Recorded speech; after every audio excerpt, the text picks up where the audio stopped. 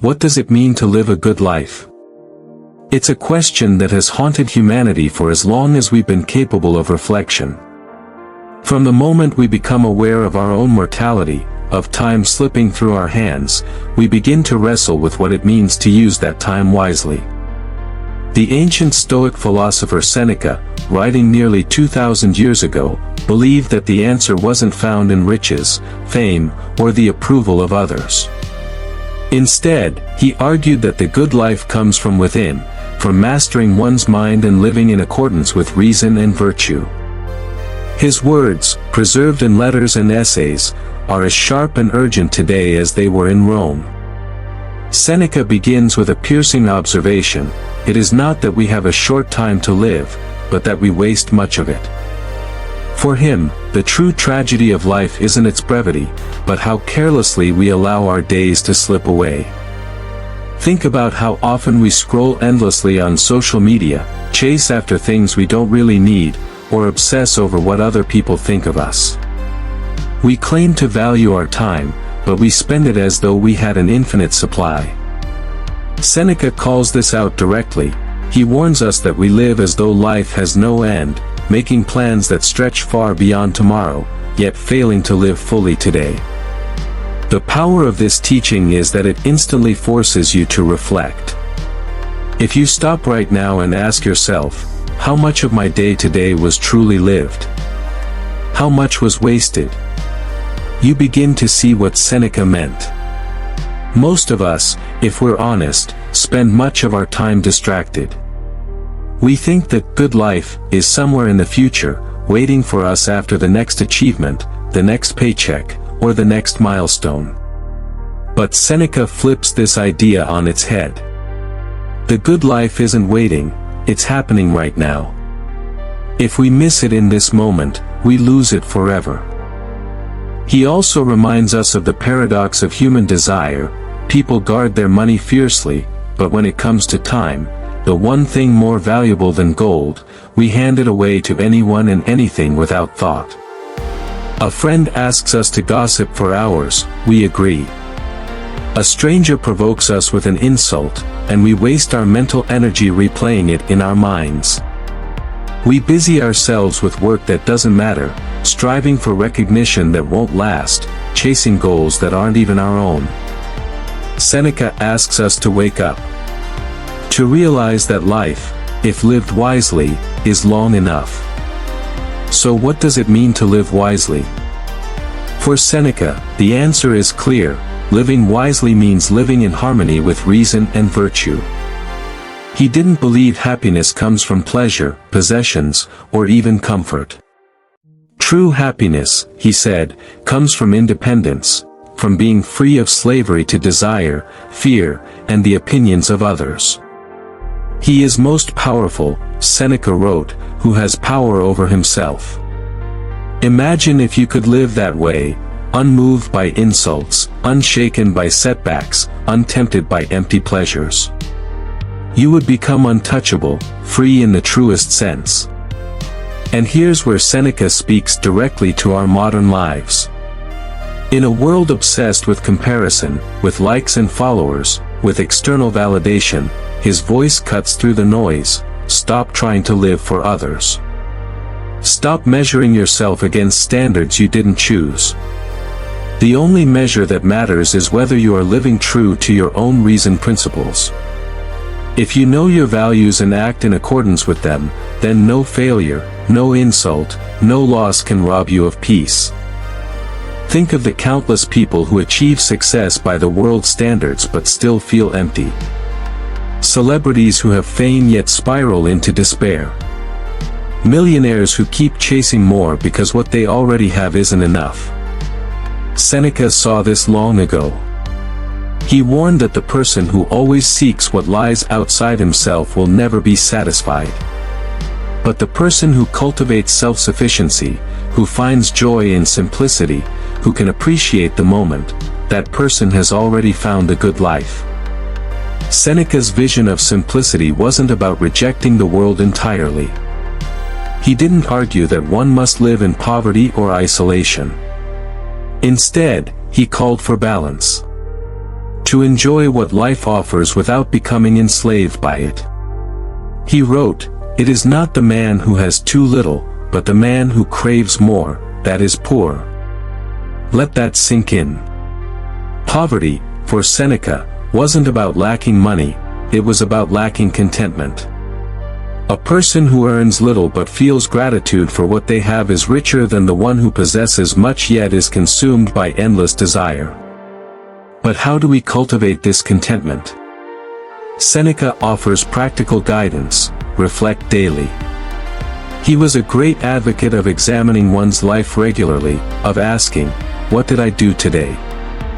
What did I do well? Where did I fall short?" This wasn't about self-criticism, but self-awareness. Because without awareness, we drift. We let habits, impulses, and emotions carry us wherever they will. Reflection gives us the chance to steer, to live deliberately instead of by accident. Imagine ending each day by writing down your actions, asking yourself whether you lived according to your values, and resolving to do better tomorrow. It's a simple practice, but it transforms time from something that slips through your fingers into something you actively shape. Every day becomes a lesson. Every mistake becomes a chance to grow. Every success, no matter how small, becomes a building block in the architecture of your character. Now, this may sound challenging. Because it is. Seneca never promised that living a good life was easy. But he believed it was worth the effort.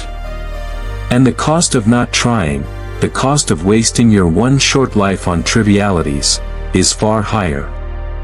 When you look back, he warns, it won't be your failures that sting most, but the time you threw away. The days you let slip unnoticed. The opportunities you ignored because you were too busy chasing distractions.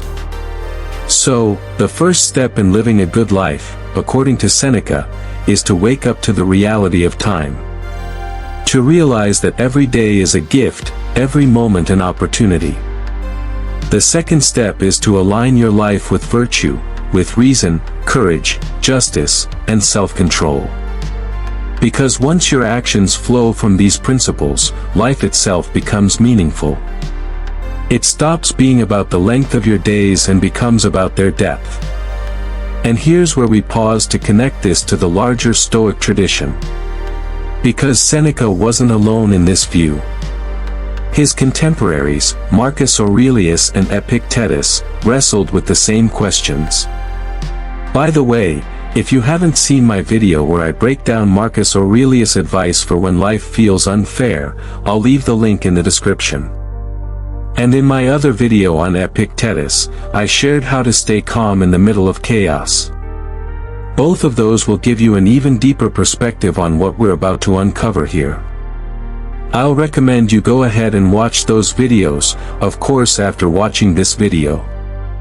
What ties them all together is this: happiness and a good life are within your control, but only if you stop wasting time, stop chasing what doesn't matter, and start living deliberately. Seneca doesn't offer us comforting illusions. He doesn't tell us that life is easy, or that we can avoid suffering, or that the world will bend to our will. What he does give us is power, the power to take back control of our time, our mind, and our choices. And when you realize that, you discover what Seneca knew: the good life isn't a distant dream. It's here. It's now. It's yours, if you choose to live it.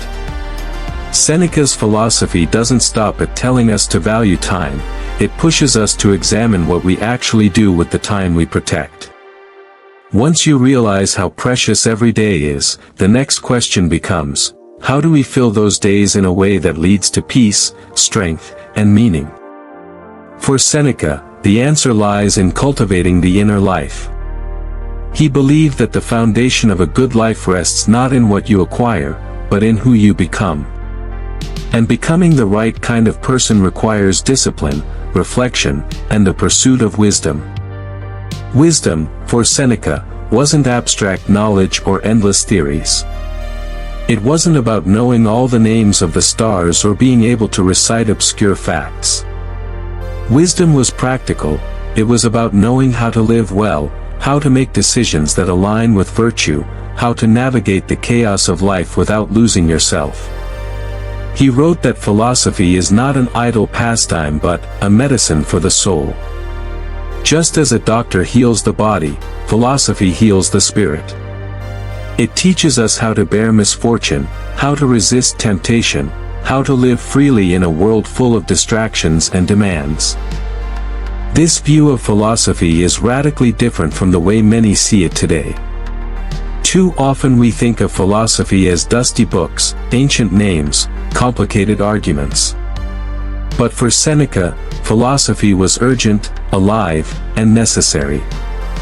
He believed that without it, we are like ships without a rudder, drifting aimlessly, blown wherever the winds of impulse or society take us. With philosophy, however, we become captains of our own lives, steering with clarity toward a destination we've chosen.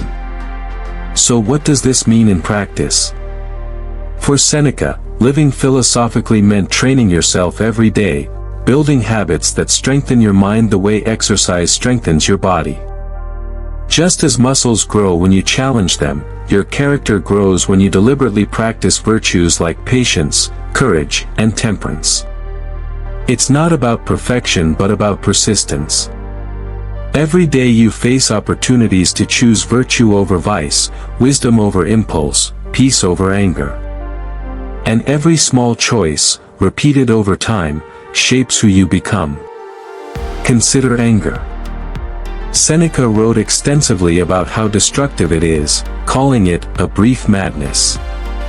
He observed how quickly anger can consume us, turning rational people into irrational creatures.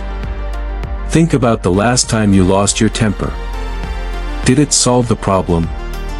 Did it make you stronger, wiser, or freer? Or did it leave you drained, regretful, perhaps even ashamed? For Seneca, anger robs us of the good life because it hands our control over to others. If someone insults you and you respond with rage, you've allowed them to dictate your inner state. But if you respond with calmness, with composure, you've kept your power. And it's not just anger, this principle applies to fear, envy, greed, and all the emotions that can unbalance us. Seneca's advice isn't to suppress these emotions entirely, but to master them through reason. Emotions will arise, he says, because we are human. But what matters is what we do next, whether we let them rule us. Or whether we pause, reflect, and choose our response. This is where philosophy becomes practice, where ideas translate into real-life freedom. One of Seneca's most famous teachings is about wealth and poverty. He reminds us that wealth is not measured by the abundance of possessions but by the scarcity of desires. A person who constantly wants more can never truly be rich. But someone who learns to be content with little, who can enjoy simple meals, modest surroundings, and the company of friends, has already attained abundance. In fact, Seneca often practiced this himself. He would deliberately live for short periods in poverty, eating the simplest foods, wearing rough clothes, so that he could train himself not to fear losing comfort. By doing so, he proved to himself that happiness doesn't depend on luxury. Imagine if you could do the same, if you could strip away excess and discover that you already have enough. That realization is liberating, because once you stop fearing loss, no one can control you through promises or threats. Seneca also warns against the trap of constant busyness. Even in ancient Rome, people were overwhelmed with work, appointments, and obligations. He observed that many are occupied, but not truly living. They rush from one task to another, never pausing to ask whether what they're doing actually matters. This sounds strikingly familiar today. How often do we glorify being busy, as if the sheer number of tasks on our schedule proves our worth? Yet if those tasks are meaningless, if they don't align with our values, then all our busyness is just another form of wasting life. Seneca urges us to slow down, to be deliberate, to ensure that the time we spend is invested in what brings real fulfillment. This is where the practice of reflection returns with even greater force. Because reflection isn't just about reviewing the day, it's about constantly aligning yourself with your true priorities. Without it, we drift into lives designed by others, working for goals that don't matter to us, chasing symbols of success that bring no joy, living as though we were immortal when every breath could be our last. Reflection, in Seneca's philosophy, is a weapon against mindless living. And here's a striking thought he gives us: the person who studies philosophy and lives accordingly already has a taste of immortality. Because even though the body will die, the time they lived wisely is eternal. No one can take it away, no force of fortune can erase it. Every moment lived with awareness and virtue is a victory over death itself. Contrast that with the person who lives thoughtlessly. Even if they live many years, much of their life is already lost, spent in distraction, fear, or pursuit of empty goals. What Seneca is urging us toward is clarity. To know what matters, to guard it fiercely, and to let go of everything else. If you value wisdom, protect your time to study, to reflect, to think deeply. If you value friendship, invest in relationships that uplift and support you. If you value peace, learn to simplify your desires and free yourself from the chains of envy or comparison. Living a good life doesn't mean living like everyone else, it means daring to live according to your own reasoned principles, even if the world doesn't understand. Now imagine if you started living this way today. What would change? Maybe you'd stop saying yes to commitments that drain you. Maybe you'd finally pursue a project that matters deeply to you. Maybe you'd stop comparing your life to others and instead cultivate gratitude for the simple joys you already have. Maybe you'd stop fearing what you can't control and instead focus on what's within your grasp.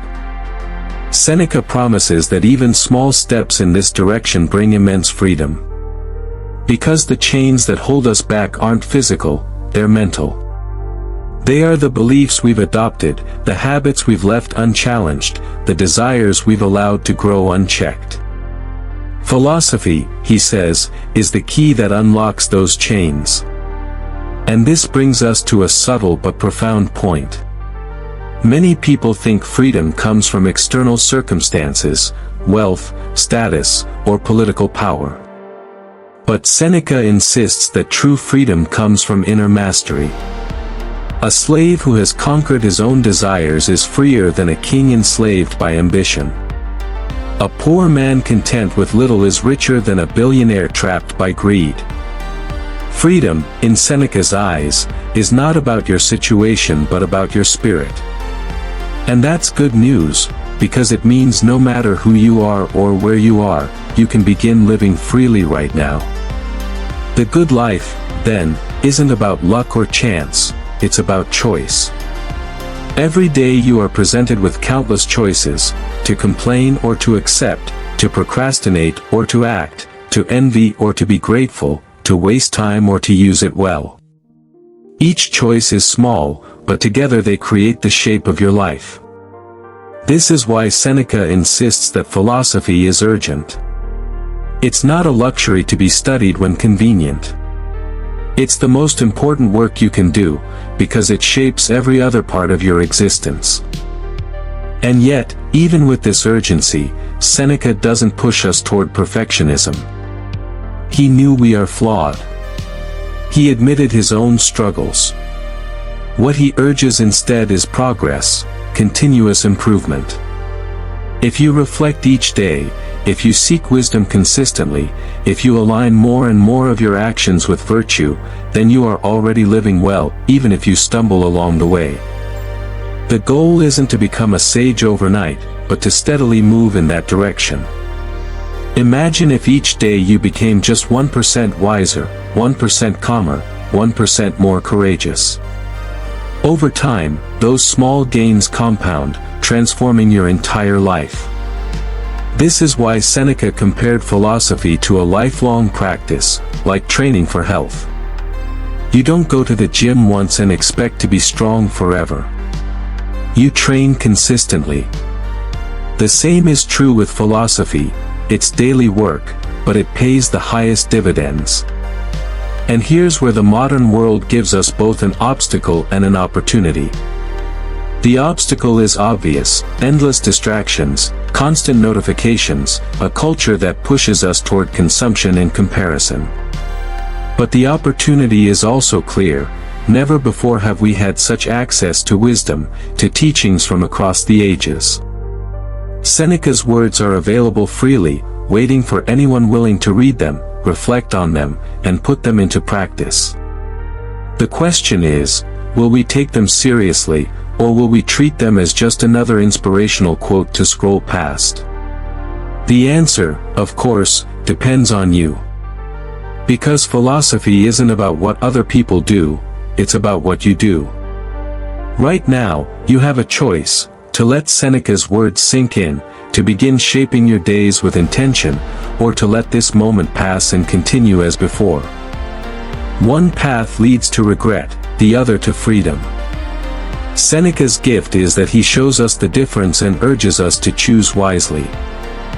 Seneca's philosophy takes us even deeper when he turns our attention to the way we respond to hardship. It is easy to live well when everything goes smoothly, when fortune is on your side, when you are comfortable and secure. But the real test of character comes in adversity. And Seneca makes it clear: adversity is not something to be feared or resented, it is something to be embraced as the greatest opportunity for growth. He tells us that life will inevitably bring loss, pain, disappointment, and uncertainty. To expect otherwise is to misunderstand reality itself. The universe was not designed to serve our preferences. Fortune doesn't consult us before dealing its blows. Illness, betrayal, financial difficulty, death, these are part of the fabric of existence. The person who imagines they can avoid them will only be crushed when they arrive. But the one who anticipates them, who prepares the mind for them, will not only endure but can even thrive. Seneca often used the metaphor of the gladiator or the soldier. He said the greatest fighters do not pray for an easy opponent, they want worthy challenges, because only then can they prove their strength. In the same way, the wise person does not beg for a life free of trials. Instead, they train themselves so that when trials come, they can stand firm. He once wrote, "A gem cannot be polished without friction, nor a man perfected without trials." Adversity is the grindstone of character. This idea is powerful because it transforms the way we see difficulty. Instead of asking, "Why me?" we ask, "What can I learn from this?" Instead of shrinking from challenges, we see them as training for the soul. Every setback becomes a chance to grow in resilience, courage, and wisdom. Imagine the freedom that comes from seeing life this way. Suddenly, the things that once crushed you become the very things that build you. But Seneca didn't just give us lofty words, he lived this truth. Throughout his life, he faced exile, political danger, betrayal, and finally, a forced death at the hands of the Emperor Nero. And yet, his writings reflect not bitterness but clarity. He did not deny the pain, but he framed it as part of nature's order. To resist it would be futile, to accept it was to align oneself with the truth of life. And in that acceptance, there is peace. Acceptance, however, does not mean passivity. This is a subtle but crucial distinction. To accept what is outside of our control does not mean we stop acting where we can. On the contrary, Seneca urges us to act decisively and with virtue in every sphere we can influence. We cannot stop death, but we can decide how to live before it arrives. We cannot control the opinions of others, but we can control whether we act with integrity. We cannot prevent misfortune, but we can prevent it from destroying our inner freedom. This distinction is what gives Stoicism its power. It doesn't ask us to pretend life is always good, nor does it encourage despair when life is hard. Instead, it asks us to divide the world into two categories: what is within our control and what is not. Once we make that distinction, clarity follows. Why waste energy raging at what cannot be changed? Why not instead invest that energy into shaping the one thing always within your reach, your own mind? Seneca gives us vivid examples. If you lose wealth, you may grieve the loss, but you can also see it as an opportunity to learn independence from material things. If you are insulted, you may feel the sting, but you can also use it as a chance to practice patience and dignity. If you fall ill, you may suffer, but you can also practice endurance and gratitude for what remains. In every situation, there is some way to turn hardship into training. Now, some might object, why should we accept suffering at all? Isn't it natural to resist it? And Seneca would answer, it is not that we seek suffering, but that we accept it when it comes, because resistance only multiplies the pain. Think of someone caught in a current. The more they thrash and fight against the water, the more exhausted they become. But if they align themselves with the flow, they conserve strength, they move forward, and they regain control. Life is much the same. Fighting against what cannot be changed only drowns us in bitterness. But acceptance allows us to use our energy wisely and maintain our freedom. This is why Seneca repeatedly reminds us to rehearse adversity in the mind. He advised his readers to imagine losses before they happen, imagine losing wealth, friends, even life itself. At first, this sounds grim, even pessimistic. But in truth, it is liberating. When you imagine the worst, you strip it of its power. You see that you could survive it, that it does not need to destroy you. And when the real events come, you are not shocked. Instead, you are prepared. This practice is called premeditatio malorum, premeditation of evils. Far from making life darker, it makes it lighter, because it frees you from the terror of surprise. And it's not just about preparing for personal misfortune, it's also about strengthening our compassion for others. When you recognize that everyone is fighting their own hidden battles, your heart softens. You stop demanding that life be easy for you because you see it is not easy for anyone. And in this recognition, you gain both humility and solidarity. The trials you face are not punishments, they are part of being human. By the way, if you haven't seen my video where I break down Marcus Aurelius' advice for when life feels unfair, I'll leave the link in the description. And in my other video on Epictetus, I shared how to stay calm in the middle of chaos. Both of those will give you an even deeper perspective on what we're about to uncover here. I'll recommend you go ahead and watch those videos, of course after watching this one. Seneca also insists that adversity tests the sincerity of our philosophy. Anyone can talk about wisdom when life is comfortable. But when you are struck by loss, insult, or misfortune, that is when your philosophy is revealed. It is easy to speak of courage, harder to act with courage when everything is falling apart. It is easy to admire patience, harder to remain patient when others test you. Seneca warns us not to confuse words with virtue. Philosophy, he says, is not a matter of eloquent speeches but of resilient action. The person who can remain calm in storms proves they have truly learned. What is most striking about this is how relevant it feels today. Our storms may not be the same as those in Seneca's Rome, but they are no less real. Maybe your storm is financial uncertainty, or social pressure, or family conflict, or personal doubt. Whatever it is, the principle remains: adversity is the test of your character. And just as athletes don't grow stronger without resistance, your soul doesn't grow without challenge. If you avoid every difficulty, you remain weak. But if you face them with courage, you discover strength you never knew you had. Think about this: every person you admire for their greatness has endured hardship. Without challenge, there is no achievement. Without suffering, no wisdom. Without trials, no growth. Seneca's insight is timeless: if you want to live a good life, do not run from adversity. Embrace it. Use it. Let it shape you. And yet, he adds an important balance. While adversity is a teacher, we must not glorify suffering for its own sake. The goal is not to seek out pain or to live miserably. The goal is to live well, and that means using reason to minimize unnecessary suffering.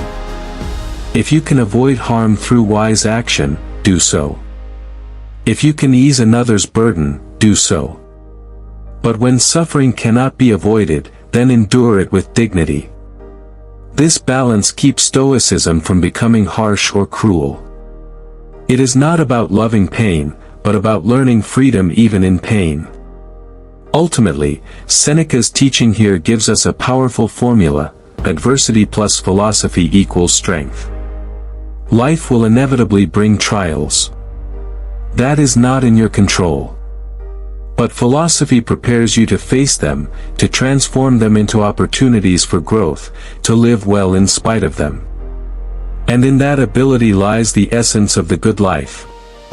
Because the good life is not one without problems, it is one where problems cannot break you. If Seneca's reflections on adversity teach us resilience, his reflections on time teach us urgency. He believed that the greatest tragedy in life is not that we die, it is that we waste so much of the life we have. Time, he said, is the one resource we all share equally, and yet it is the one most carelessly squandered. People guard their money, their possessions, their reputation, but they let their days slip away as if they were worthless. Seneca once wrote in his essay on the shortness of life, "It is not that we have a short time to live, but that we waste much of it." Life is long if you know how to use it. This is one of his most famous insights, and it cuts straight to the core of what it means to live a good life. You don't need more years, you need to live the years you already have with intention. Think about it. How often do we drift through our days on autopilot, repeating habits we didn't choose, scrolling through distractions, worrying about things beyond our control? How often do we postpone our deepest dreams, telling ourselves we'll get to them someday?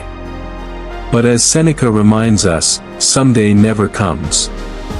The future is uncertain. The only time you truly own is this moment right now. And yet, so many of us live as if we were immortal. We tell ourselves, I'll start living fully when I graduate, when I get married, when I buy a house, when I retire. But life does not wait for our conditions to be met. People die with their music still inside them, waiting for a tomorrow that never arrived. Seneca's philosophy is a call to wake up, to live now, not later. He urges us to treat time as more precious than gold. If someone stole your money, you would be furious. But when hours are stolen by trivial gossip, by shallow pursuits, by meaningless distractions, we don't even notice. Seneca asks us to flip our priorities, to see every hour as sacred. Every morning, you are given a gift more valuable than anything you could buy, the chance to live one more day. How will you use it? This does not mean cramming every second with frantic activity. A good life is not measured by busyness. In fact, Seneca often criticizes those who exhaust themselves chasing prestige, power, or wealth, believing they are living fully, when in truth they are slaves to their ambitions. Instead, he calls for balance, for using time on what truly matters: wisdom, virtue, friendship, reflection, meaningful work. These are the things that give life depth. Seneca also warns against the illusion of endless preparation. Some people, he says, spend their lives getting ready to live, but never actually live. They read endlessly but never apply what they learn. They plan endlessly but never act. He urges us to start where we are, with what we have, right now. Philosophy is not something to be studied for decades before it bears fruit. It is something to be practiced daily, in each decision, each conversation, each moment of awareness. To live well, then, is to live intentionally. Ask yourself, if today were your last, would you be proud of how you spent it? Not in terms of grand achievements, but in terms of presence. Did you live with awareness, with gratitude, with kindness? Did you make progress, however small, in becoming the person you want to be? If the answer is yes, then you are living well, regardless of circumstances. One of the most transformative practices Seneca recommends is reflecting on death, not as a morbid obsession, but as a way to sharpen our appreciation of life. He calls death the final deadline that makes each moment precious. When you remember that life is finite, you stop wasting time on trivial quarrels and shallow pursuits. You focus instead on what truly matters. Mortality is not an enemy, it is the teacher that gives life urgency. And this brings us to one of Seneca's most profound lessons, that the good life is not measured by length, but by depth. A person may live 80 years yet squander nearly all of them. Another may live only 30, but live with such intensity, wisdom, and virtue that their life is richer than decades of wasted time. As he puts it, it is not how long you live, but how well you live.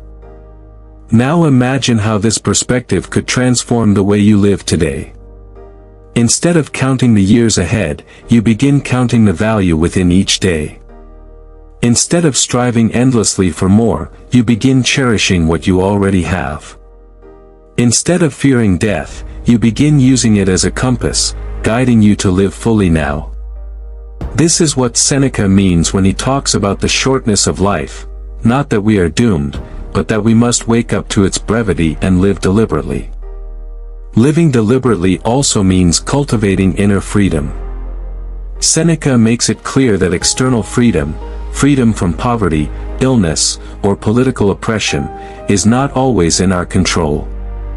But inner freedom, freedom from greed, anger, envy, and fear, always is. And it is this inner freedom that defines the good life. Because no matter what the world takes from you, if you remain master of your own mind, you remain free. How do we cultivate this freedom? By training the mind daily. Just as the body grows strong through repeated exercise, the soul grows strong through repeated practice. Seneca recommends journaling, meditation, self-examination, and above all, living in alignment with reason.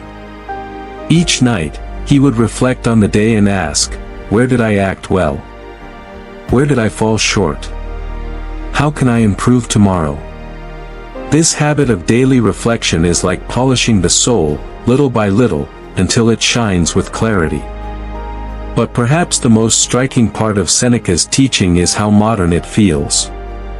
He wrote nearly 2,000 years ago, yet his insights echo directly into our world. Today, we drown in distractions, endless notifications, and shallow entertainment. We complain of having no time, yet waste hours scrolling mindlessly. We long for happiness, yet chase it in external things that never satisfy. Seneca's words could have been written yesterday, it is not that we have a short life, but that we waste much of it. So what does it mean to live a good life today, in Seneca's sense? It means waking up to the reality of time's value. It means choosing wisdom over distraction, depth over shallowness, virtue over vanity. It means facing adversity with courage, wealth with humility, death with acceptance. It means, above all, taking responsibility for your own mind, because that is the one thing always within your power. Seneca's life was not easy. He was exiled, betrayed, caught in the corruption of Roman politics, and ultimately forced to end his own life. Yet, despite it all, his writings remain filled with hope, clarity, and strength. He reminds us that the good life is not about avoiding hardship, nor about amassing wealth or fame.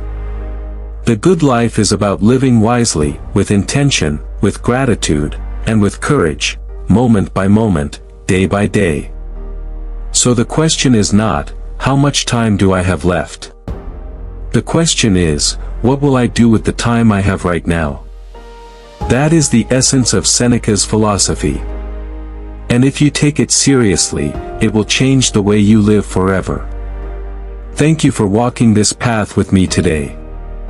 If this message spoke to you, don't forget to like, share, and comment your thoughts below. Subscribe if you're new here. We're building a global family of thinkers, and I'd love for you to be part of it. And if you're interested in supporting the channel and diving deeper, check the link in the pinned comment where I've left something special for you. See you in the next video, and before you go, make sure to watch the video showing on screen right now. It'll give you even more timeless wisdom to continue this journey.